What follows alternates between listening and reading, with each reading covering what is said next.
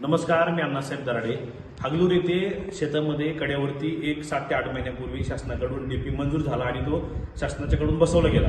पण तो डीपी चालू करण्यासाठी भोसले वायरमन यांनी शेतकऱ्याकडून त्यांनी सांगितलं की कांबळे साहेबांना 50,000 रुपये द्यावे लागतील, त्याच्याशिवाय तो चालू होणार नाही. शेतकऱ्यांनी 3-3 हजार रुपये वर्गणी करून अशा 17 शेतकऱ्यांनी एकूण 50,000 रुपये कांबळे साहेबांसाठी आणि भोसले म्हणले की 1,000 रुपये मला द्या, असे 51,000 रुपये भोसले यांच्याकडे बारोळ येथील हॉटेलमध्ये घेऊन भोसले यांनी शेतकऱ्यांच्याकडनं 51,000 रुपये घेतले. त्याच्यानंतरही आजपर्यंत डीपी चालू झाला नाही. त्यानंतरही ते वारंवार विनंती करत राहिले, डीपी चालू झाला नाही.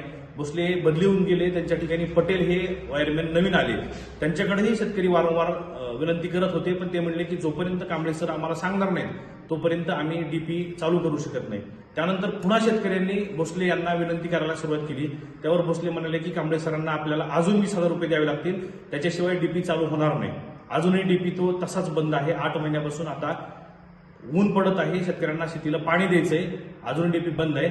तर मी आज जर हा डीपी आता 1-2 तासामध्ये ते कनेक्शन देणार नसतील तर हागलूरमध्ये जो चालू डीपी आहे त्याच्यावरती चढून चालू डीपीवरती आत्मदहन करतोय.